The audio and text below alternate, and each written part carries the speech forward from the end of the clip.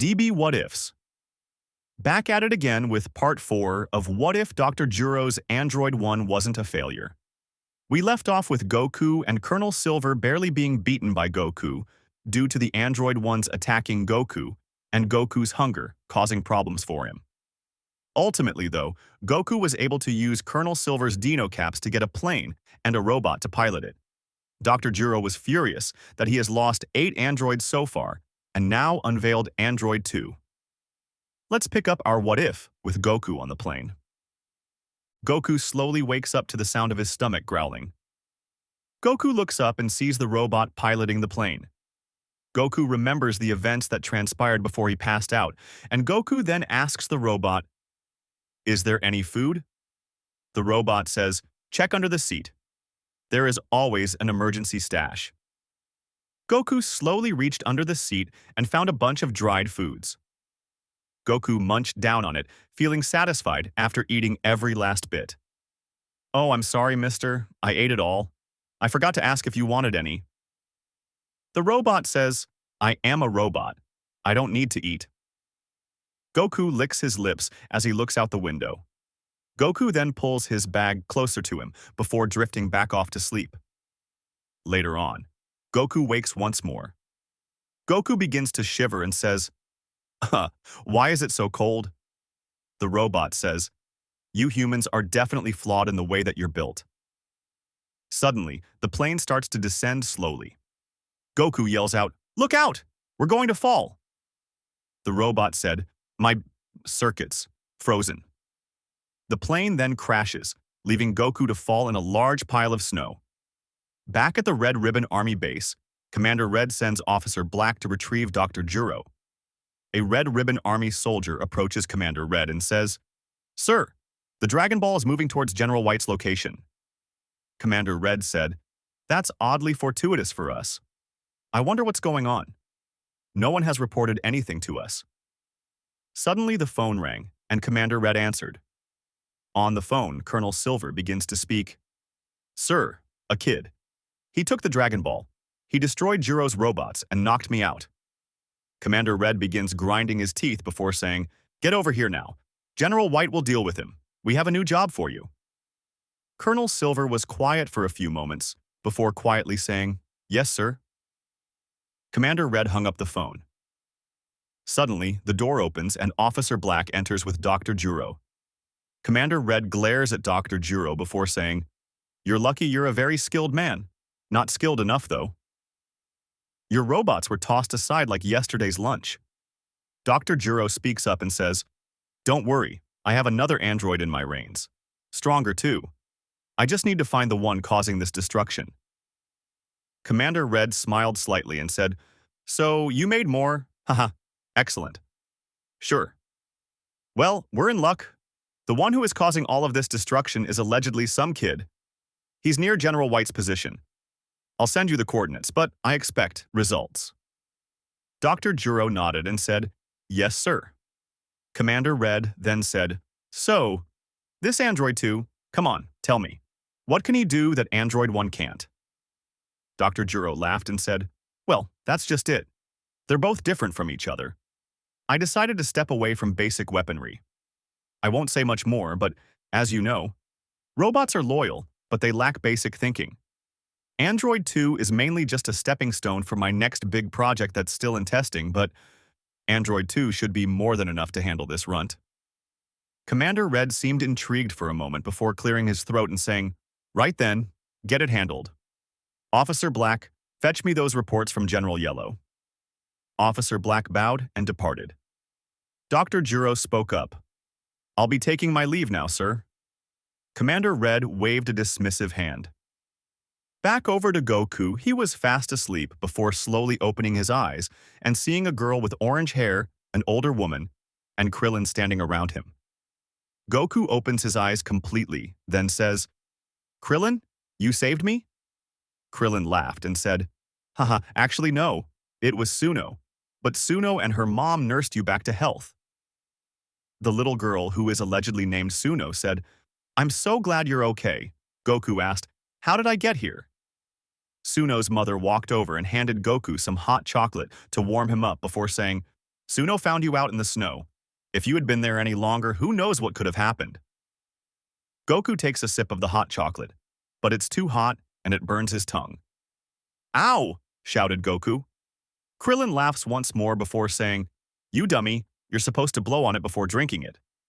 Goku laughs back, then asks, Wait, Krillin, what are you doing here? How'd you find me? Krillin pulled out a dragon radar and said, You stopped by Master Roshi's distraught, didn't even stop to say hey, and dropped off a crying girl. She was cute, but that crying, sheesh, I was worried about ya. Goku yelled out, Where did you get a dragon radar from? Krillin happily said, I stopped by Bulma's and got this. It took forever to find you. I wasn't sure which one was you, so I picked the fastest moving one, and went that way, and it led me here. It feels like it somehow got a lot further, but I managed to make it here with no problems. Goku asked, How did you know I would have a Dragon Ball? Suno and her mom became instantly frightened before the mom asked, Dragon Ball? You guys aren't. Red Ribbon soldiers, are you? Goku looked confused, as did Krillin. Goku slowly stood up and said, No, I did run into some on the way here, though. They are mean. Krillin asked, Who are the Red Ribbon soldiers? Goku said, Some weird guys that are after the Dragon Balls. They say they're an army? Krillin looked frightened and said, Army usually implies thousands if not hundreds of thousands. How big is this army? Suno, now calm, walks back over to Goku and says, They're big, that's for sure, but as to how big, not even I know. They didn't send that many here, though. They have the villagers here working as their slaves looking for those Dragon Balls you guys speak of. Even my own father. Goku then tilts his head and asks, But if there aren't that many, why don't they just fight them? Krillin quickly chimes in and says, Goku, don't be so insensitive. Goku looks confused and asks, What? Suno then says, They have weapons. We can't compete with that. Suno's mom then said, What's worse is that they kidnapped our village chief and are holding him hostage in that tower. Goku then says, Okay, sounds like they need to be beaten. Krillin yells out, Are you crazy? Suno adds on, Yeah, they have tanks, weapons, and stuff, and you're just a little boy. Suddenly, a bang at the door is heard. Goku asks, What is that? Suno's mom says, It's the Red Ribbon Army. Hide, both of you. Krillin hides under the rocking chair, and Goku hides in the bathroom. The door is opened forcefully by a Red Ribbon Army soldier and two android ones. The man asks, Have you guys seen a little boy around here? Suno said, No, it's just my mom and I. The man then says, We'll see about that. Androids, check the house. The androids then begin searching for Goku. One of the androids threw the rocking chair aside, and Krillin was made known. Krillin said, Wah! Goku heard Krillin scream and came rushing out of the bathroom. The man then frantically started firing his weapon at Goku. Goku did a flying kick attack, knocking the man unconscious. The two androids start closing in on Goku. Krillin jumps in to lend a hand. Krillin asks, What are these things? One of the androids spoke up, I am Android 1, come with us. Goku then asks, Who is that then if you're Android 1? The other Android 1 spoke up, I am also Android 1. Goku says, That's confusing. Krillin then said, I don't think they're too friendly, Goku. Goku shook his head and said, Usually not. Android 1 then said once more, Come with us. Goku then says, Sorry, I can't right now. I have to save this village from you Red Ribbon guys. The androids paused for a moment, then one spoke up and said, Okay, prepare to be brought in by force. Suno screamed as she held on tightly to her mom.